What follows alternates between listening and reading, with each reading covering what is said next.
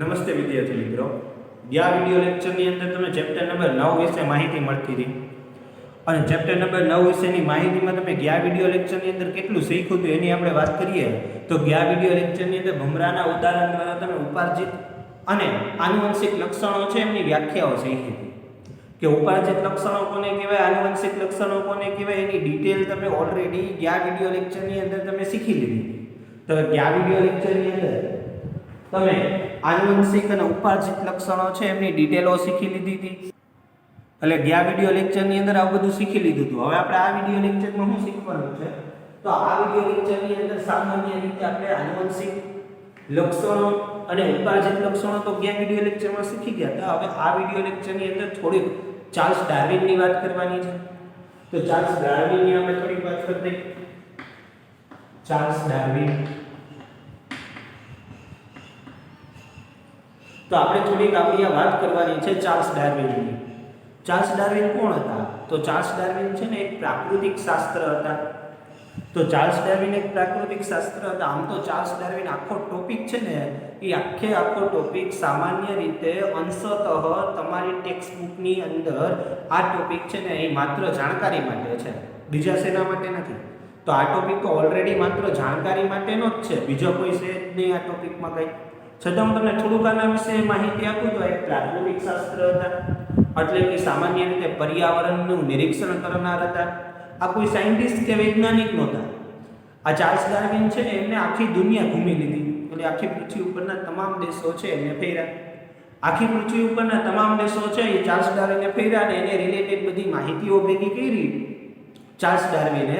અને ચાર્લ્સ ડાર્વિને કીધું કે ભાઈ તમારે કોઈ જગ્યાએ રહેવું હોય ને તો એ જગ્યાને અનુકૂળ થવું પડે. જો તમે એ જગ્યાને અનુકૂળ ન થાવ તો તમારું મૃત્યુ થઈ શકે છે. તો ચાર્લ્સ ડાર્વિન હતા એમને આવું કંઈક વાત કરી, જેને જૈવ ઉદ્વિકાસનો સિદ્ધાંત આપ્યો. તે વૈજ્ઞાનિકનું નામ ચાર્લ્સ ડાર્વિન. ફરીથી કહું છું, જેમને જૈવ ઉદ્વિકાસનો સિદ્ધાંત આપ્યો. આ લખીએ તો બોર્ડ પર જૈવ ઉદ્વિકાસનો સિદ્ધાંત.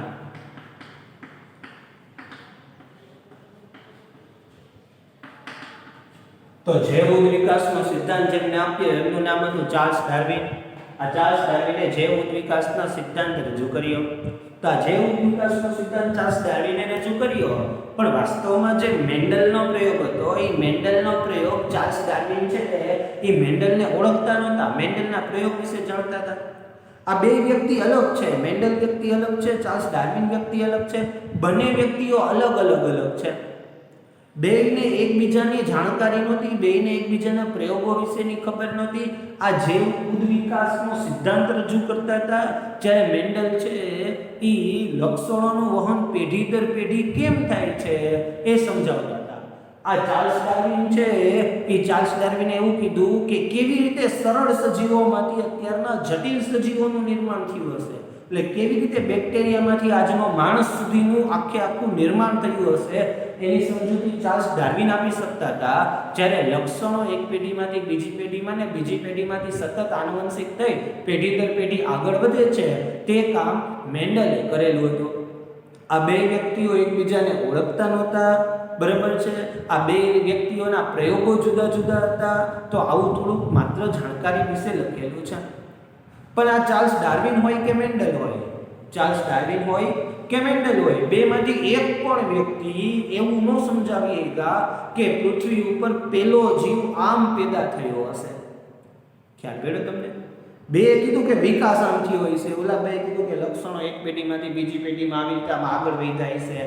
પણ બેમાંથી એક પણ વ્યક્તિ એવી સાબિતી ન આપી શક્યા કે જીવની ઉત્પત્તિ આવી રીતે થઈ હશે.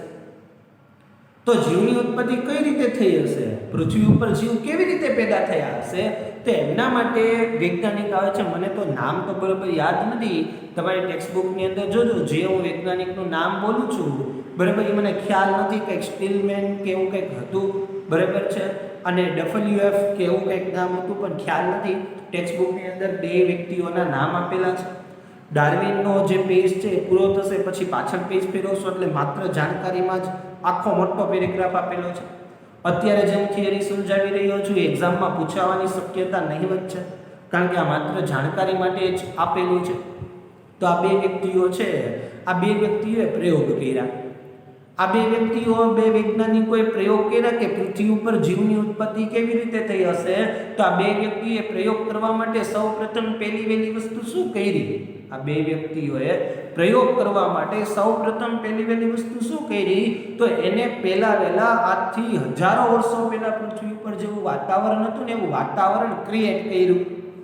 તો એ બંને વૈજ્ઞાનિકોએ જીવની ઉત્પત્તિ સમજાવવા, જીવની ઉત્પત્તિ સમજાવવા હજારો વર્ષો પહેલા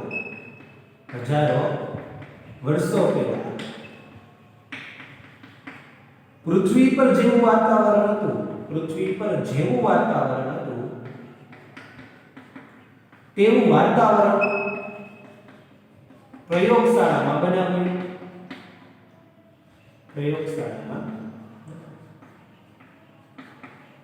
પૃથ્વી ઉપર જેવું હજારો વર્ષો પહેલા જેવું વાતાવરણ હતું એવું આ બંને વ્યક્તિઓએ પ્રયોગશાળામાં બનાવ્યું. ત્યારબાદ એમના પ્રયોગની અંદર આવું વાતાવરણ બનાવ્યા પછી એમને એમના પ્રયોગની અંદર મિથેન, એમોનિયા અને હાઇડ્રોજન સલ્ફાઇડ જેવા વાયુઓ, મિથેન, એમોનિયા અને હાઇડ્રોજન સલ્ફાઇડ જેવા વાયુઓ એ વાતાવરણની અંદર ભેર્યા. આ વાતાવરણની અંદર આવા વાયુઓ ભેર્યા પછી એમને શું કર્યું? તેમને સામાન્ય રીતે વિદ્યુત તણખલા પેદા કર્યા. વિદ્યુત તણખલા, જેને તમે વીજળી સાથે કમ્પેર કરી શકો છો. એમને પ્રયોગની અંદર વિદ્યુત તણખલા પેદા કર્યા, એમને વીજળી સાથે તમે કમ્પેર કરી શકો છો. આવા વાયુઓ, 1000 વર્ષ પહેલાનું પૃથ્વીનું વાતાવરણ અને આ વિદ્યુત તણખલા, આ બધો લબાચો ભેગો થયો. આ બધી વસ્તુ ભેગી થઈ અને ભેગી થવાને અંતે શું થયું? એનું રૂપાંતર શેમાં થયું? તો એનું રૂપાંતર એમિનો એસિડમાં થયું. એમિનો એસિડ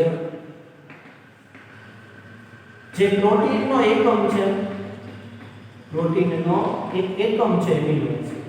અને આવી રીતે અજૈવિક ઘટકોમાંથી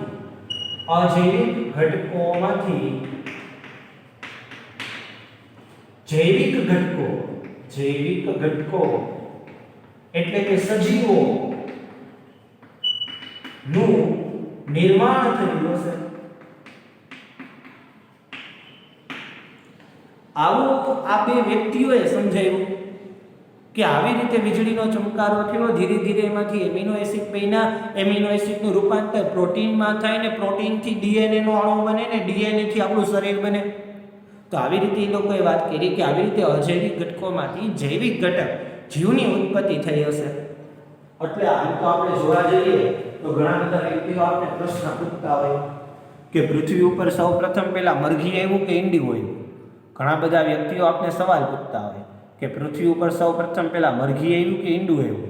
તો આપણે એને કહેતા હોય કે ભાઈ એ અમને નથી ખબર કે મરઘી આવ્યું કે ઈંડું આવ્યું.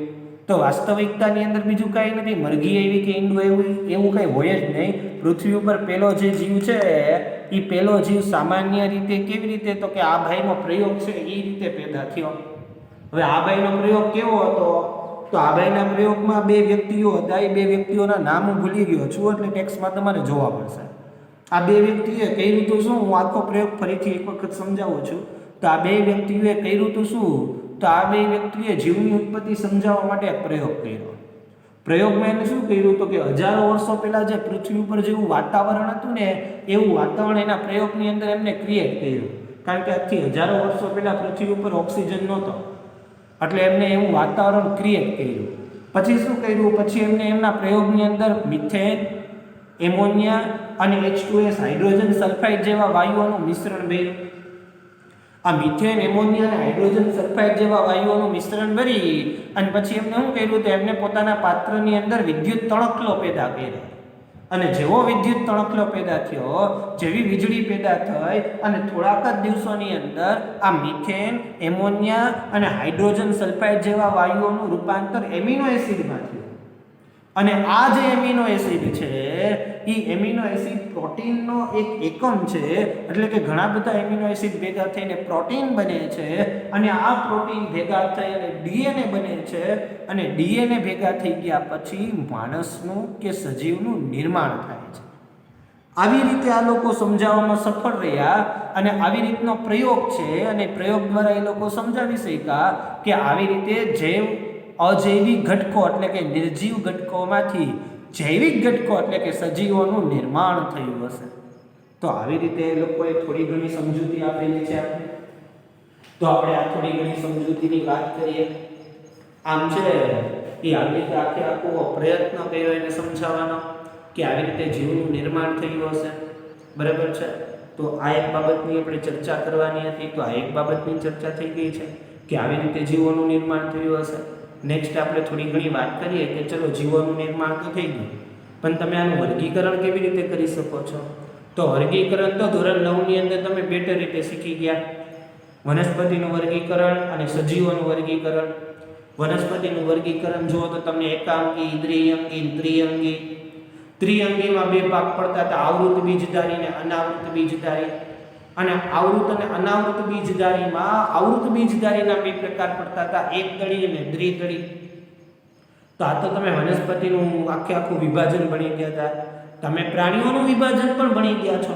હું તમને થોડી તેની પ્રાણીઓની વાર્તા કરું કે પ્રાણીઓનું વર્ગીકરણ કેમ કરાય. તો પ્રાણીઓનું વર્ગીકરણ કરવા માટે સૌપ્રથમ તમને ખબર હોય તો જેની અંદર કોષ વિકસિત ન હોય એને સામાન્ય રીતે આદિકોષ કેન્દ્રી કહેવાય.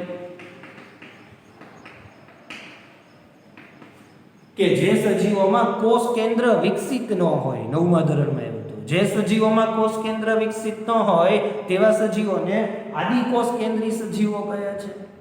બીજું કે જેની અંદર કોષ કેન્દ્ર વિકસિત હોય એને સુકોષ કેન્દ્રી કહે છે. એટલે તમે 9મા ધોરણની અંદર આને પ્રોકેરિયોટા અને યુકેરિયોટા તરીકે ઓળખતા. તો 9મા ધોરણની બાયોલોજીમાં આ બધું આવેલું જ છે કે જે સજીવોની અંદર કોષ કેન્દ્ર અલ્પ વિકસિત કે વિકસિત ન હોય તેને આદિકોષ કેન્દ્રી સજીવો કહે છે. જે સજીવોની અંદર કોષ કેન્દ્ર વિકસિત હોય એમને સુકોષ કેન્દ્રી સજીવો કહે છે. પછી એવું તમે ભણી ગયા કે સુકોષ કેન્દ્રી સજીવો છે એનું કોષ કેન્દ્ર વિકસિત હોય છે, એને કારણે આ સુકોષ કેન્દ્રી સજીવો છે એમના બે પ્રકાર પડે છે, એક એકકોષી સજીવો અને બીજું બહુકોષી સજીવો.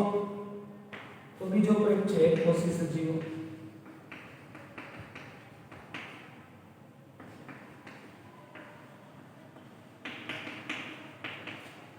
તો આ વસ્તુ તમે ભણી ગયા કે એકકોષી સજીવો હોય ને બહુકોષી સજીવો. એકકોષી સજીવો કોને કહેવાય? તો જેના સજીવ શરીર એક જ કોષના બનેલા હોય એમને એકકોષી સજીવો કહે છે. અને જેમના સજીવ શરીર છે એક કરતાં વધારે કોષના બનેલા હોય એમને બહુકોષી સજીવો કહે છે. તો જેમના કોષ કેન્દ્ર જેમના સજીવોના કોષ એક જ કોષનું હોય એક કોષી કહેવાય. જેમને એક કરતાં વધારે કોષ હોય એને બહુકોષી કહેવાય. એક્ઝામ્પલ તરીકે અમીબાની વાત કરીએ, પેરામીશિયમની વાત કરીએ તો અમીબા અને પેરામીશિયમમાં એક જ કોષ છે એટલે આપણે એને એકકોષી કહીએ છીએ. જ્યારે આપણે અહીંથી આગળ જઈને બીજી વાત કરીએ બહુકોષીમાં માણસ આવે, પ્રાણીઓ આવે, આ બધા બહુકોષી સજીવો છે. નેક્સ્ટ એના પછી આપણે આગળ જાય કે આ બહુકોષી સજીવોના પાઠ પાડ્યા હતા કે નહોતા પાડ્યા? તો કે આ પાડ્યા હતા ને. 5 સૃષ્ટિ હતી, ખબર હોય તો મોનેરા સૃષ્ટિ, ફૂગ સૃષ્ટિ, બરાબર, પ્રોટિસ્ટા સૃષ્ટિ, વનસ્પતિ સૃષ્ટિ અને પ્રાણી સૃષ્ટિ. તો મોનેરા, પ્રોટિસ્ટા, ફૂગ, વનસ્પતિ અને પ્રાણી સૃષ્ટિ આવા 5 પ્રકાર તમે લોકોએ જે તે સમયે પાડ્યા હતા. તો આ એકકોષી અને બહુકોષીની વાત કરીએ તો એમાં બે પ્રકારના જીવો હોય, એક કોષ દિવાલ વાળા અને એક કોષ દિવાલ વગરના. એકની અંદર કોષ દિવાલ હોય, દાખલા તરીકે ફૂગ છે તો ફૂગમાં કોષ દિવાલ હોય, વનસ્પતિ છે તો વનસ્પતિમાં કોષ દિવાલ હોય, મનુષ્ય માણસ છે તો એમાં કોષ દિવાલ ન હોય. આપણામાં ચામડી છે, કોષ દિવાલ નથી. જ્યારે વનસ્પતિમાં અને ફૂગમાં કોષ દિવાલ છે. એથી પછી આપણે વર્ગીકરણમાં આગળ જઈએ તો પ્રકાશ સંશ્લેષણ કરી શકે તેવા, પ્રકાશ સંશ્લેષણ ન કરી શકે તેવા. તો પ્રકાશ સંશ્લેષણ કરી શકે તેવા અને પ્રકાશ સંશ્લેષણ ન કહી શકે તેવા. તો આવા બે પ્રકાર પડતા હતા કે કોઈ પ્રકાશ સંશ્લેષણ કરી શકે છે અને કોઈ પ્રકાશ સંશ્લેષણ નથી કરી શકતા. તો આવી રીતના બે પાર્ટ્સ પડતા હતા. અને છેલ્લે લાસ્ટમાં હું તમને કહું અંતઃ કંકાલ અને બાહ્ય કંકાલ. અમુકની અંદર અંતઃ કંકાલ હોય, જ્યારે અમુકમાં બાહ્ય કંકાલ હોય. તો અંતઃ કંકાલ અને બાહ્ય કંકાલ આવી રીતે તમે ડિફાઇન્ડ પાડી જ શકો છો. ને તમે વિચારો, જો એક વસ્તુ તમે લોકો વિચારો, દાખલા તરીકે તમે બે ભાઈઓ છો, તમે પોતે, તમારા મા બાપના બે છોકરા, એટલે કે તમારા પપ્પા છે એમને બે છોકરા છે, તમે ને એક તમારો ભાઈ. ભવિષ્યની અંદર તમે આગળ જશો એટલે તમે બે ભાઈ થયા, તમે બે ભાઈઓ આગળ વધશો એટલે તમારા દ્વારા નવી સંતતિનું નિર્માણ થશે. એટલે કે ભાઈ તમારે છોકરાઓ થશે અને તમારા ભાઈને છોકરાઓ થશે. પછી એની પેઢી આગળ જશે તો એમની પેઢી આગળ જશે તો એને પાછા બધા છોકરાઓ થશે. એમની પેઢી આગળ જશે તો એને છોકરાઓ થશે. પણ તમે જે તે સમયની વાત કરો છો કે બહુ આગળ જશો ભવિષ્યની અંદર કે એમની પેઢી છે એમના છોકરાઓ, એમની પેઢી એમના છોકરાઓ, એમની પેઢી એમના છોકરાઓ છે, જે પછી એકબીજા સાથે કઝિન બનશે, એટલે કે પિતરાઈ ભાઈ બહેન બનશે. પણ એનું લશ્કર તમે પાછું અહીંયા લઈ આવો એટલે ભવિષ્યમાંથી ઉપાડીને ભૂતકાળમાં કે અત્યારના વર્તમાનમાં લઈ જાઓ એટલે તમારા તો પપ્પા એક જ હતા. આ તમારા પપ્પા છે એનો ભૂતકાળ જોવો તો એને પણ બે ત્રણ ભાઈઓ હોય, એમના પણ ફાધર હશે તો એમને પણ બે ત્રણ ભાઈઓ હશે, એમના પણ ફાધર. આમ તમે ભૂતકાળમાં છેલ્લે લગીને જાશો તો ખબર પડશે કોઈ એક સજીવમાંથી આખી પૃથ્વીનું નિર્માણ થયું છે. કોઈ એક સજીવ હતો એમાંથી તમે જુદા જુદા સજીવો છે એ જુદી જુદી આકૃતિવાળા સજીવો છે એમનું નિર્માણ થયું છે.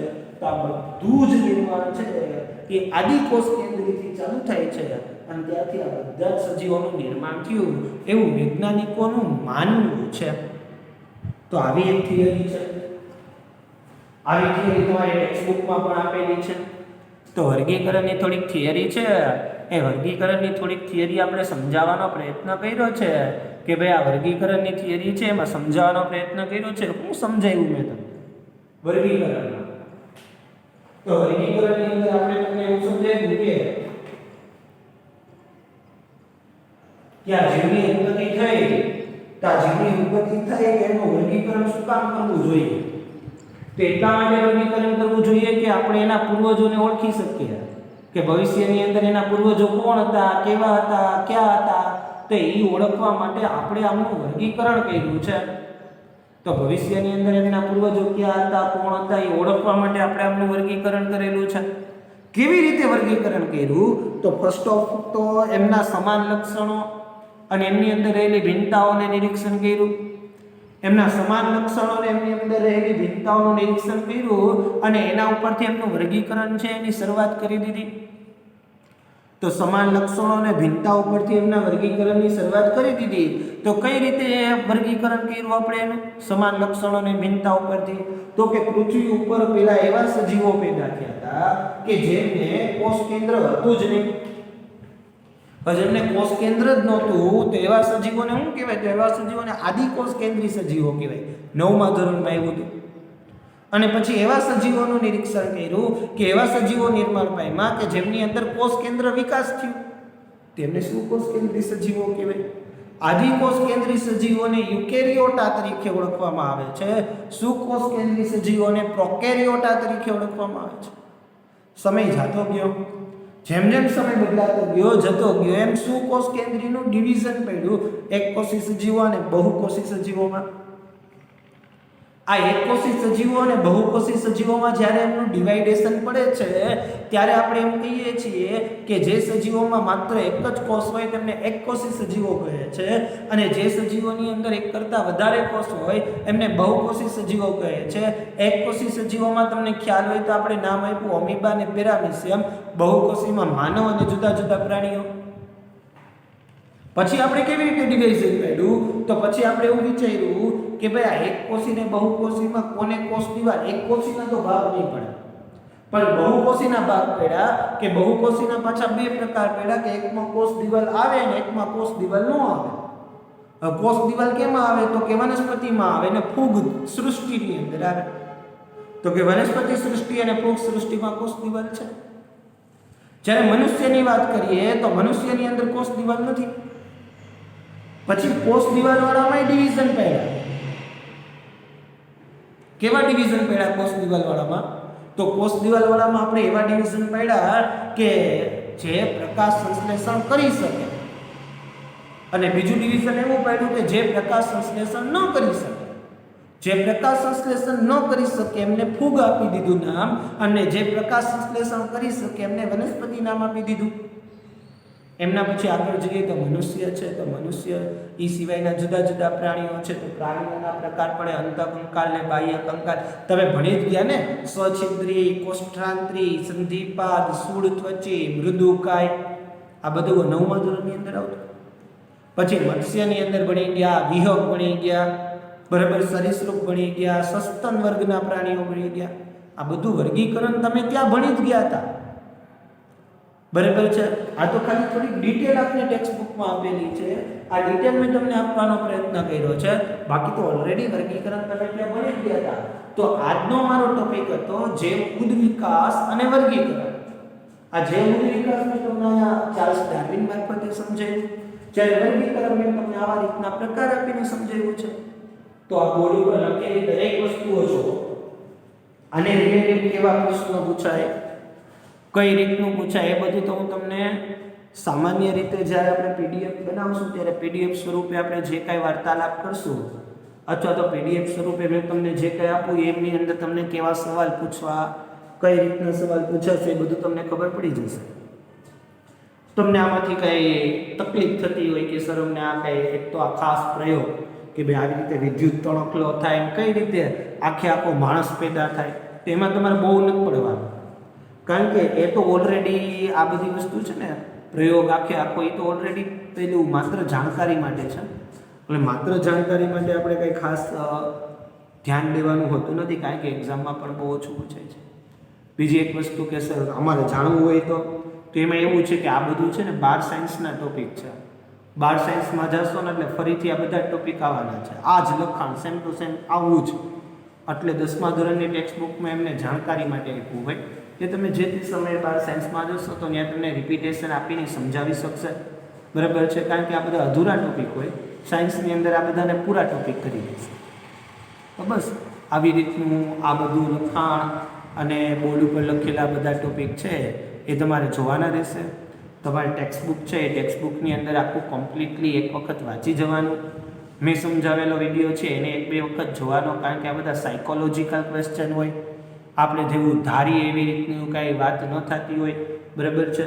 એટલે તમારે ટેક્સ્ટ બુક વાંચવી પડશે, આ થિયરી વાંચવી પડશે. જે વ્યક્તિ વધુ વખત થિયરી વાંચશે એ વ્યક્તિને વધુ યાદ રહેશે. જે ઓછી વખત થિયરી વાંચશે અથવા ઓછી વખત સામાન્ય રીતે લખાણ કરશે એમને ઓછું આવડશે.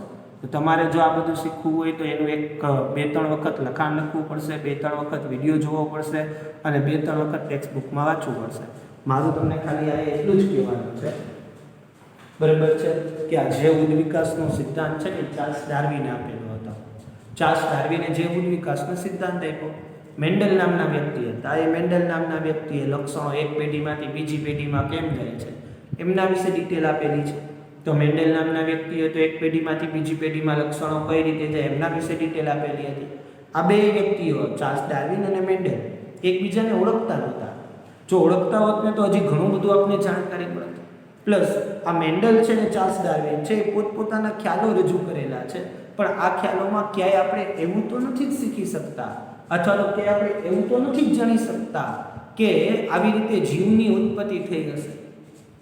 તો જીવની ઉત્પત્તિ કઈ રીતે થઈ હશે, બરાબર, એના માટે એક પ્રયોગ આવે છે. આ પ્રયોગ દ્વારા આપણે જીવની ઉત્પત્તિ થઈ હશે એવું બધું માનીએ છીએ, સ્વીકારીએ છીએ, બરાબર છે. તો આ બધી વસ્તુ છે, આ બધી વસ્તુ બી તમારે ધ્યાનમાં લેવાની છે. તો આપણે આ વિડીયો લેક્ચર છે એ આપણે અહીંયા જ પૂરો કરીએ. નવા વિડીયો લેક્ચરની અંદર આપણે નવો ટોપિક જોશું. નમસ્તે વિદ્યાર્થી.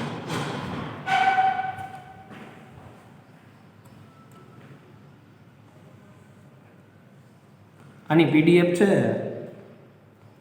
એ તમને મળી જશે ને એમાંથી કેવા કેવા સવાલ પૂછાય છે એ બધું જ તમને પીડીએફની અંદર મળી જશે. પણ ટેક્સ્ટ બુક વાંચવી પડશે.